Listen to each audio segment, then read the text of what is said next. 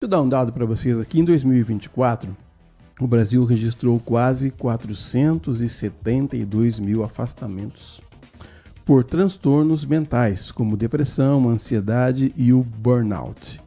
Um aumento de cerca de 67% em relação ao ano anterior e o maior número em uma década. Para falar sobre esse assunto, sobre esse aspecto, nossa convidada Aline Oliveira, também já amiga aqui da casa, consultora empresarial, que vai nos ajudar a refletir um pouco sobre esse problema. Aline, bom dia. O trabalhador está doente? Bom dia, Edson. Bom dia, Nádia, todo mundo que nos ouve. O trabalhador está adoecendo. E isso é um dado que entristece muito, né? Especialmente quem cuida das empresas, quem trabalha com empresas como a gente, porque a gente percebe que as empresas não estão percebendo, né? Então o trabalhador vem adoecendo, ele vem se afastando e as empresas hoje ainda olham muito para o reativo, né? Tratam o doente e não o que adoece. Mas ele trabalha doente? Muitas vezes ele trabalha doente. Você sabe que tem um fator que acontece muito hoje em dia, que é o que a gente chama de presenteísmo, que é o colaborador estar lá, mas ele não consegue produzir tanto quanto ele poderia, porque ele está preocupado com outras coisas, porque ele está adoecido, porque ele já tem sintomas de ansiedade, depressão, o próprio burnout que você comentou, né? Que são doenças relacionadas à ocupação, né? Ao ambiente produtivo. E ele leva enquanto ele consegue, né? Muitas vezes, o trabalhador. Ele vai dando um jeitinho, ele vai empurrando daqui, ele vai ajustando dali. Mas não rende o trabalho. Não rende, exatamente. E aí que as empresas têm começado a olhar, porque isso tem influenciado muito nos resultados dessas organizações, né? A produtividade cai muito. Tem um dado da ONU de que as empresas perdem hoje US$ 1 trilhão anualmente, isso é um dado mundial, só por conta de depressão e ansiedade.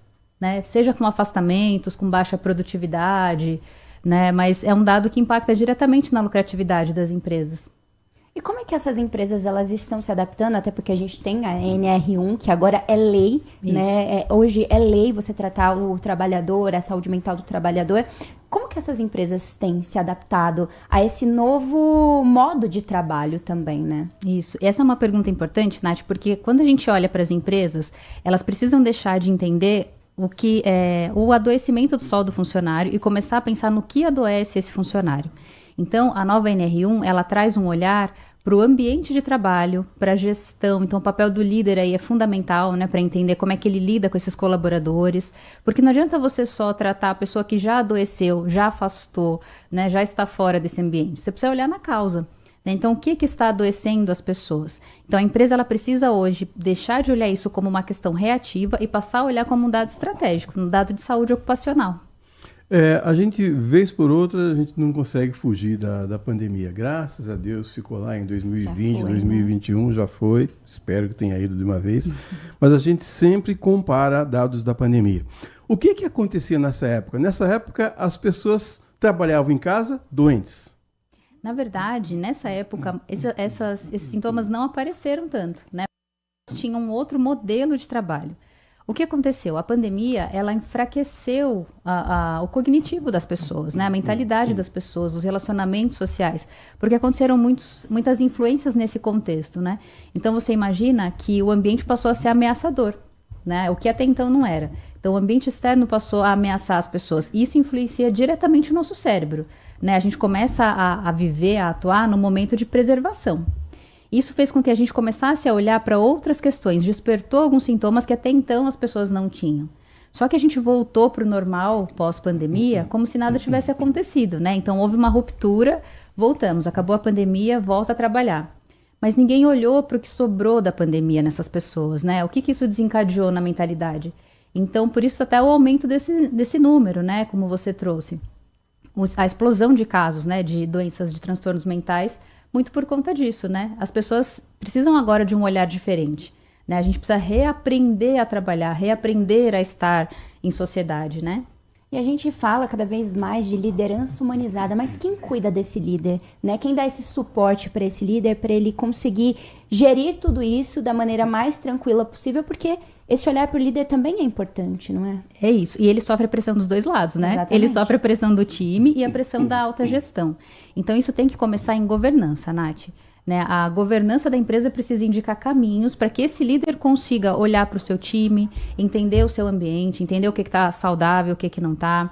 E a NR1 ela traz um olhar interessante porque ela inclui o risco psicossocial nessa análise de proteção ocupacional. Então você imagina que esse líder, o líder antigamente ele visitava as fábricas e ele olhava, por exemplo, se o equipamento de proteção está correto, como é que o colaborador está usando a prensa, se ele está de óculos, se ele está com luva, enfim, exatamente. Hoje ele também tem que olhar se ele está fazendo reuniões exaustivas, se ele está trabalhando fora do horário de trabalho, se ele está conseguindo dormir, né? Muitas vezes a gente tem gestores que mandam mensagem de madrugada, né? Isso é muito comum, né? Mandam mensagem, você pode ler só amanhã, mas tá ali piscando o celular. Já pressionou, né? já apitou o celular. Então, hoje o gestor ele tem que olhar isso também, né? Então, tudo que pode adoecer física e mentalmente o colaborador. A fábrica de gestores, ela está funcionando? Porque eu trabalhei muito tempo numa empresa, aí vou preservar o nome, e às vezes as empresas faziam muito isso. Às vezes você pegava o seu melhor funcionário e colocava ele como chefe. Sim. Você perdia o melhor funcionário e não ganhava um bom chefe. Como é que é essa dinâmica hoje? Essa dinâmica tá uma loucura, Edson, porque muitos jovens hoje, né, que seriam as pessoas que estão se desenvolvendo, que deveriam assumir essas posições, eles não querem assumir essa posição de liderança, de gestão. Exatamente porque não é fácil, né, é muito difícil. E quando você capacita um excelente técnico para ser um gestor, muitas vezes ele não tem a habilidade de gerir pessoas. Ele é um excelente especialista, mas ele é um péssimo gestor, né? Isso não é regra, mas pode acontecer. Então, hoje, as empresas elas precisam olhar para desenvolver essas lideranças desde o início. E aí entra toda aquela análise desde o processo de recrutamento e seleção, para você entender as competências desse colaborador, como ele se desenvolve, né? E aí as empresas têm feito muitas vezes a carreira em Y, né? Você pode ser um especialista, e aí você tem uma carreira como especialista, ou você pode ser um gestor, e aí você faz uma carreira para gerir pessoas. Mas as empresas estão precisando olhar para isso com mais cuidado, até porque agora, esse comportamento do gestor ele vai ser auditável, né? Com a NR1. Então, se ele estiver adoecendo esse time, ele vai precisar prestar contas, dependendo do nível do processo, a empresa paga multa, pode parar a operação. Então, tem um cuidado maior nessa fábrica de gestores, né? Agora, eles precisam olhar com um pouquinho mais de cuidado. O Adriano Vermelho está dizendo, não é engraçado, entre aspas. Com a evolução do trabalho e o pico da competitividade humana, descobrimos que a nossa cabeça talvez não tenha acompanhado a própria ambição. Pois é. E você sabe que o cérebro humano ele se desenvolve muito rapidamente, né? As conexões neuronais que a gente tem são incríveis, assim, um número impensável. E ainda assim, a gente sofre muita influência externa. Então, é um erro a gente pensar que a gente só se desenvolve internamente. A gente se desenvolve com base em contexto. Né? Então, desde lá pequenininho, com a família, o que vem de estímulo, o que vem de aprendizado, à medida em que você vai crescendo, se o teu ambiente favorece um desenvolvimento saudável, a gente voa, vai longe. Mas se você tem muitos empecilhos nesse processo, claro que você também pode ir, mas você vai por outro caminho, né? Você vai contornando esse processo todo. E uma das questões, assim, que eu acredito que sejam mais levantadas em tudo isso é a questão de assédio moral. Né, o assédio moral na saúde mental no trabalho. Como é que vai funcionar isso com a NR1? O assédio moral ele é um dos mais graves hoje, né? Porque ele fica disfarçado ali de cobrança para competitividade, né? Então o gestor muitas vezes ele usa como meta altíssima, uma meta altíssima que ele precisa atingir e ele cobra, ele pressiona a equipe ao limite, até a exaustão. Então como que as empresas vão olhar hoje em dia? Elas vão entender por setor, por segmento ou por atividade. Então, um setor ou os colaboradores desse gestor que estão adoecendo em número, né? Então, quer dizer, não é porque um gestor adoeceu, um colaborador adoeceu que isso é um problema. Se a gente tiver um aumento na quantidade de pessoas adoecendo, ou relatando assédio moral, ou relatando um excesso de pressão, né? Então, existem instrumentos que vão monitorar tudo isso. Então, as empresas elas vão considerar a pesquisa de clima, elas precisam considerar os canais confidenciais, né, de ouvidoria, de denúncias, para levantar esse tipo de informação.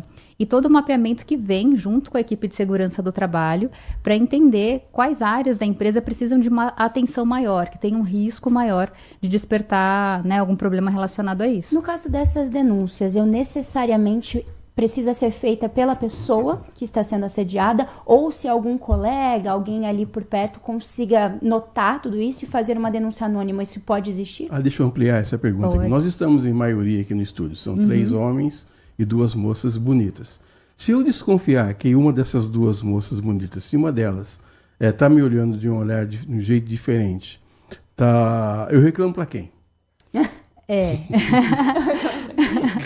Depende muito. Cada empresa normalmente tem o seu canal de denúncias, né? Então a empresa ela precisa ter um espaço confiável, seguro, em que o colaborador se sinta à vontade de fazer uma exposição de uma denúncia como essa, né? E aí ele denuncia qualquer coisa, tá, Edson? Ele denuncia um assédio, ele denuncia um desvio de dinheiro, ele denuncia qualquer problema, tá? Esse canal de denúncias, ele precisa ser protegido. Então, o que isso quer dizer? O colaborador precisa entender que ele vai fazer uma denúncia anônima, ele não vai ser identificado inicialmente, isso vai ser investigado. E aí precisa ser investigado por um canal neutro. Então, muitas vezes, as empresas montam ou um comitê interno, que é composto por alguém de recursos humanos, de comitê de ética, enfim, ou até muitas vezes contratam uma consultoria que faça esse serviço, né, de apuração dessas denúncias. E se for verificado que é uma denúncia que procede, isso volta para a empresa para ser tratado, né? Então, respondendo até a primeira parte da pergunta da Nath, qualquer pessoa pode denunciar, porque isso vai ser investigado, né? Então, pode ser considerado procedente ou não, mas qualquer pessoa pode denunciar qualquer situação, não precisa ser com ela, né? Até porque muitas vezes a pessoa que sofre um tipo de assédio, às vezes ela tem medo, né, de denunciar, né, de sofrer uma represália, né, de acontecer qualquer situação com ela dentro da empresa. Principalmente as mulheres, né? Especialmente as mulheres, principalmente se vem de alguém de uma posição de liderança, né? Porque o pensamento que vem é a corda sempre vai arrebentar para o lado mais fraco. Você entendeu mal, né? Você entendeu mal, só estava sendo gentil, né? Então, isso acontece bastante. Mas hoje em dia, até por uma questão de publicidade das situações, né? As redes sociais estão aí para ajudar também. Então, toda exposição negativa é ruim para a empresa. Então, as empresas têm medo, né? Elas acabam acatando essas denúncias, levam para investigação. E se for comprovado, aí tem as tratativas internas, né? Que são feitas nas empresas. Eu queria perguntar para você também com relação ao seguinte. A gente tem visto um crescimento também de mulheres em cargos de liderança, né? Isso também é claro que é um avanço, mas eu digo assim, os homens começam a olhar como uma ameaça isso ou não? Às vezes sim. Começam porque a gente começa a perceber uma inversão na forma de lidar com o trabalho, né? As mulheres elas acabam organizando o trabalho de uma forma diferente. E até por uma questão de metas ESG, né, dessas questões de sustentabilidade, indicadores de diversidade, muitos homens veem isso como uma ameaça, né? Como se essas mulheres estivessem nessa posição para cumprir tabela, né? A gente já ouviu alguns casos de mulheres que foram promovidas, colocadas em cargos executivos de conselho e não podiam falar nas reuniões. Porque os outros líderes queriam que elas estivessem lá para cumprir essa cota, né, esse percentual, mas a opinião delas não era ouvida. Então, tem um trabalho muito grande ainda, Edson, e essa diferença que a gente fala da diversidade para a inclusão, né? Então, você precisa ter essas pessoas lá, mas elas também têm que ter e criar condições para que elas permaneçam e sejam válidas, né? Sejam validadas nesse lugar. Porque a ameaça vai acontecer, né? Toda vez que a gente coloca alguém diferente do que a empresa está acostumado, você ameaça o status quo dessa empresa, né? Então, quando você coloca um jovem, quando você coloca uma mulher, quando você coloca um deficiente, uma pessoa de uma outra raça, tudo isso traz uma variedade de opiniões que pode ameaçar quem normalmente já estava acostumado com as coisas como eram, né? Tivemos uma nomenclatura que nos últimos anos, pós-pandemia, a gente tem escutado muito, que é o burnout. Uhum. Muitas pessoas não sabem do que se trata, o que seria o burnout e o quanto ele influencia ali no dia a dia desse trabalhador que começa a sentir esses sintomas. O burnout, isso é importante esclarecer, né? O burnout, ele é uma doença ocupacional. Então, não existe, por exemplo, um burnout materno, né? Apesar do termo ser muito utilizado, né? Para utilizar como desgaste. Mas o burnout, ele é caracterizado como uma doença ocupacional. E ele acontece quando esse organismo, essa pessoa, vai à exaustão. Então, ela já superou todas as forças, ali, todas as energias que ela tem. E ela não tem mais condições de processar pensamento, comportamento e ter controle sobre o que ela está fazendo.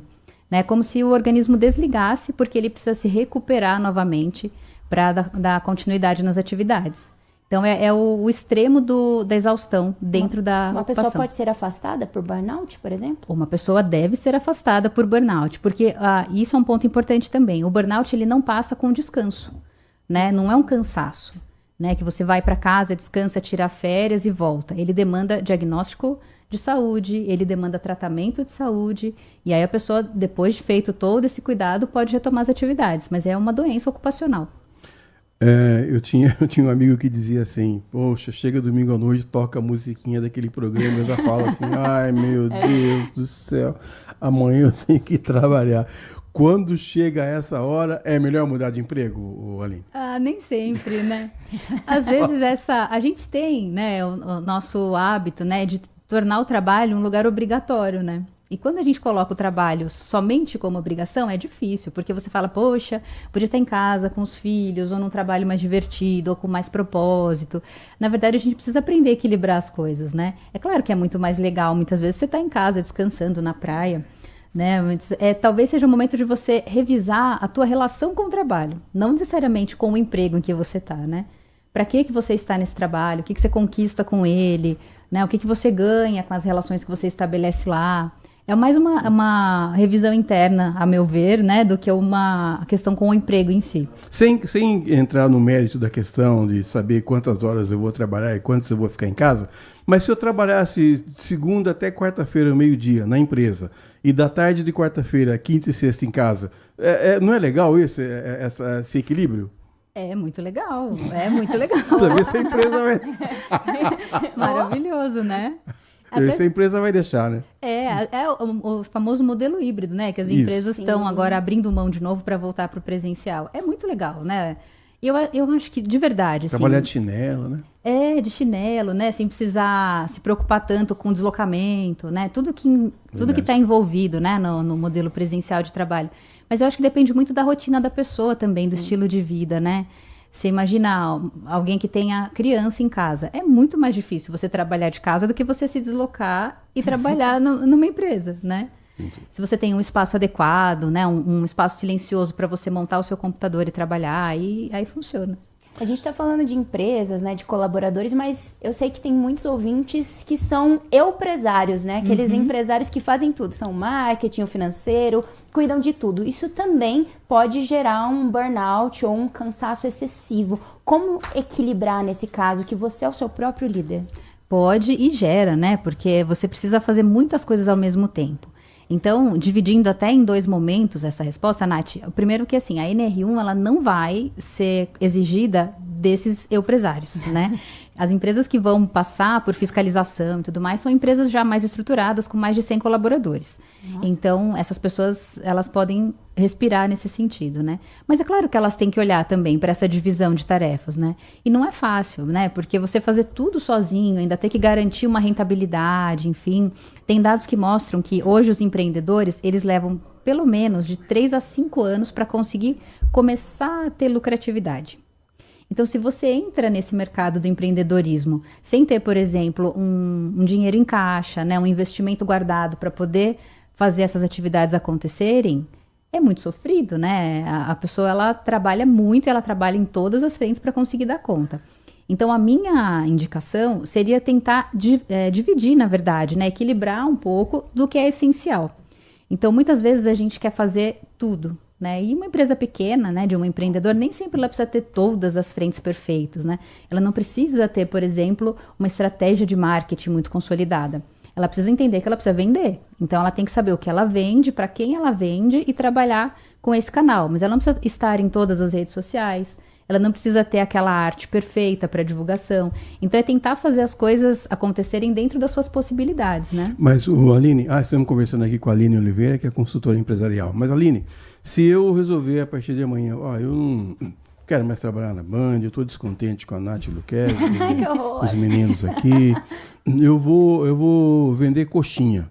Você falou que tem que esperar 5 anos para começar o resultado? Você sabe que esse é um dado... Eu vou vender coxinha terça, na quarta eu vou pedir emprego de volta aqui. Exatamente.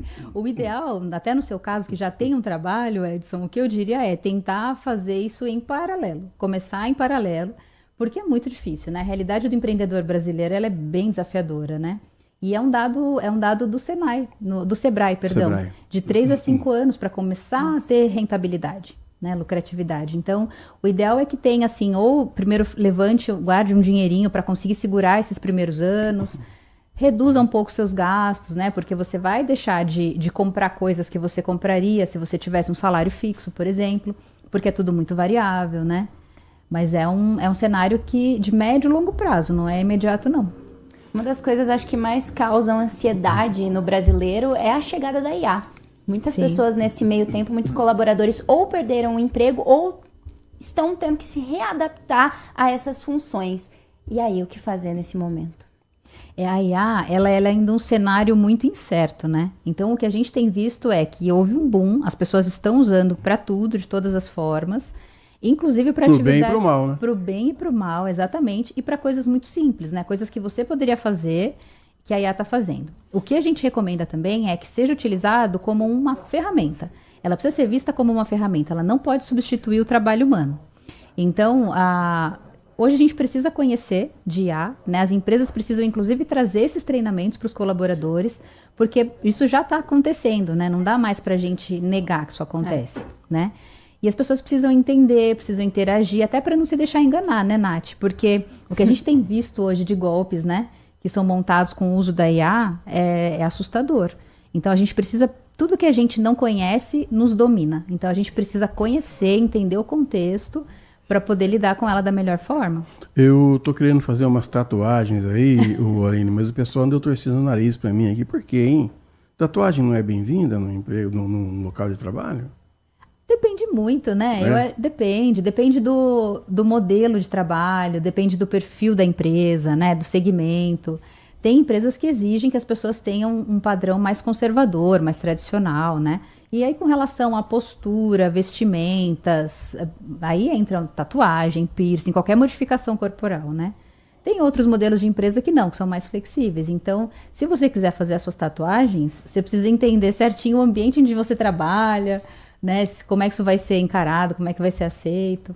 Porque tem muito a ver com esse match cultural, né? Tem a ver com a conexão entre o perfil do colaborador e o perfil da empresa. Tá certo. Olha, tem um ouvinte aqui dizendo: eu trabalho desde 75, comecei a trabalhar com 12 anos, desde lá nunca fiquei 3 meses sem trabalhar. Uau. Em 1990 abri o meu negócio e aí as férias ficaram ralíssimas. Exatamente. É por aí, mas é por aí mesmo. É por aí, né? Quem trabalha por conta não tem férias, né? Não, é uma vantagem que a gente perde, na verdade, né? É muito difícil. E eu lembro, né? Ele tá falando que trabalha desde 75. O meu pai sempre trabalhou por conta. E eu lembro muito claramente do meu pai trabalhando muito. Final de semana, feriado, férias, né? Então, quando você consegue se organizar, salva um tempinho ali, vai tirar um final de semana com a família, é ganho, né? Nesse sentido, porque é bem difícil. Você falou isso, lembrei do meu pai. Meu pai era sapateiro e ele montou uma pequena oficina dentro da minha casa, lá na Vila Pompeia. É o que você está falando, viu? Cara, é de segunda até sábado ao meio-dia, que é o horário que as pessoas, o horário comercial aí, né? E não tem tempo, não tem dinheiro para viajar, não tem dinheiro para ir para a praia, só trabalho. Esse povo sofre, viu? Sofre. E é uma tendência, viu, Edson?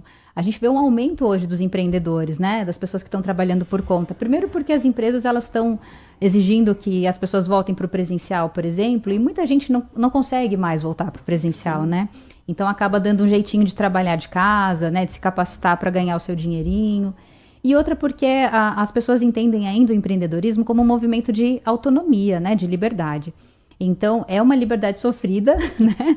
Principalmente no começo, mas é um movimento de liberdade, né? De você fazer o que você quer fazer, vender, de repente, a coxinha ali que você está acostumado, que você consegue equilibrar com outras tarefas em casa.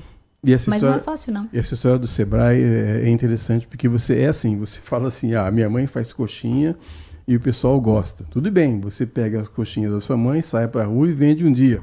Mas todo mundo não vai comprar coxinha todos os dias. Né? Tem que ter um estudo, senão é o que você falou, você começa hoje sem planejamento, fecha amanhã, né? Fecha amanhã. Tem alguns cursos, né? Nós estamos trabalhando, a Inteligente está trabalhando com uma organização social que faz capacitação de jovens para panificação e confeitaria. E eles têm, e é incrível, né? Eles trabalham na periferia de São Paulo, no Grajaú. E eles têm um trabalho que olha exatamente para isso, né? Então, uma das principais matérias é a precificação e a estratégia de venda.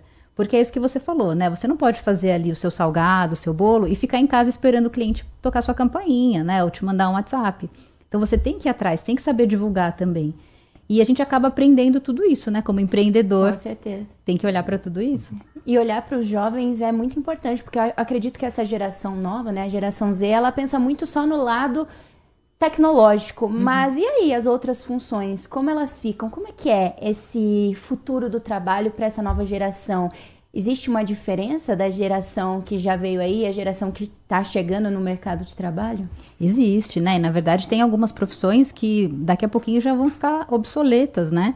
Porque a tecnologia vai acabar assumindo muitas coisas e esse jovem ele precisa estar preparado para olhar para todas as possibilidades e desenvolver, Nath, senso crítico, que eu acho que é o grande gargalo que a gente tem hoje com relação a essa geração, né? Porque a inteligência artificial, ela traz um certo comodismo, né? Ela te deixa tranquilo porque, eu vou confirmar na IA se está certinho, eu vou pedir para ela elaborar para mim um material, um relatório, e a gente vai deixando de pensar. Isso a médio e longo prazo vai deixando o nosso cérebro mais preguiçoso, né? A gente precisa exercitar, é como uma academia, né? Você precisa ter força muscular para conseguir, quando estiver lá na terceira idade, conseguir manter suas atividades. O raciocínio, né, a nossa cognição, ela é muito parecida. Então, o jovem, ele tem hoje ainda o encantamento com a inteligência artificial, com todas as tecnologias, mas ele não pode deixar de ter senso crítico, né? Ele vai conseguir, sim, fazer outras atividades, mas ele precisa aprender a equilibrar tudo isso, né? Não deixar tudo nas mãos da tecnologia. Não sei se a Nath tem mesmo alguma pergunta para você. Eu tenho mais uma. Isso não é papo de gente velha, não. Mas é o seguinte, Aline, eu consigo fazer uma coisa, 1h30, vai, bem feito, assim, né, no meu tempo. Mas tem um povo chegando aí, e essa meninada, eles fazem 4, 5, 6, 7 coisas ao mesmo tempo. Sim. A minha pergunta é, todas essas coisas que eles fazem ao mesmo tempo, são todas bem feitas ou é 15% cada uma? Na verdade, eles fazem muitas coisas e fazem todas superficialmente. Eles não têm conseguido aprofundar, né, Edson? Então, fazer a atividade com detalhamento, com mais senso crítico, com mais profundidade. Então, esse é um problema, né? Quando a gente fala do multitarefa, porque nós não sabemos ser multitarefas. É o que você falou, né? É uma coisa e meia e olhe lá. É verdade. Né? A gente migra a nossa atenção para multicoisas durante um período. A gente não consegue fazer mais de uma coisa ao mesmo tempo. Isso é mentira. Né? Então, eles ficam pulando de atividades, pulando a atenção da atividade, das 4, 5 coisas, e por isso eles não conseguem aprofundar no que estão fazendo. Então, essa geração, ela faz isso mesmo, né? Ela está aqui no computador, assistindo televisão, ouvindo o que está acontecendo lá na cozinha, né? Mas tudo muito superficialmente. Se você pedir para aprofundar em algum assunto, eles vão ter dificuldade. Então, precisa respirar um pouquinho, entrar, olhar no detalhe, para poder ter mais clareza de tudo. A gente já nasce com o celular na mão, é diferente, viu? Eu sou dessa geração, eu faço várias coisas ao mesmo tempo. Confuso para nossa mente também. Só para finalizar, tem um assunto que eu acho interessantíssimo, que hoje a gente fala muito de marketing, as empresas, elas fazem muito marketing para fora, né? Para mostrar, e principalmente essas empresas que têm mais de 100 colaboradores, são empresas grandes. Mas e o endomarketing, o marketing interno, essa comunicação interna, ela pode ser uma chave bacana também para ajudar ali entre os colaboradores, para entender mais o que aquele colaborador precisa, as necessidades do colaborador. Quão importante é a comunicação interna em uma empresa? A comunicação interna, ela é fundamental, Nath, porque ela vai ser o sistema nervoso da empresa, né? Como a informação chega para todo mundo e como ela volta para a empresa também. Então, as empresas hoje, elas estão deixando de ver a comunicação interna como o que está no mural ou o que vem por e-mail. Ela é o que circula no corredor, ela é a forma como a informação é passada, ela as reuniões que são feitas. E isso pode gerar tanto uma coisa muito positiva, né, trazer clareza, trazer previsibilidade para esse colaborador, como ela pode ser muito negativa, né, deixar tudo em suspenso, trazer informação incorreta e aí dispara a ansiedade, dispara o nervosismo do pessoal. Então, a gente tem a comunicação como uma ferramenta fundamental para que a gente consiga fazer multiplicar, né, a qualidade de vida no trabalho, um ambiente mais saudável. Tem um pessoal aqui com medo da extinção da profissão de farmacêutico. Hoje o camarada entra no Google, descobre que remédio tem que comprar, vai lá, compra e aplica sozinho. Aline Oliveira, consultora empresarial, muito obrigado por ter vindo mais uma vez aqui aos estúdios da Rádio Bandeirantes. Você ouviu aí o quinto sinal marcando 11 horas. E sempre que tiver conhecimentos para compartilhar conosco, com o ouvinte do Manhã Bandeirantes, por favor, esteja sempre à vontade. Não, sempre uma alegria estar aqui. Muito obrigada mais uma vez pelo espaço, pelo convite. É uma honra estar aqui com vocês. Muito bem, 11 horas, nós vamos ao rápido intervalo. Manhã Bandeirantes volta já.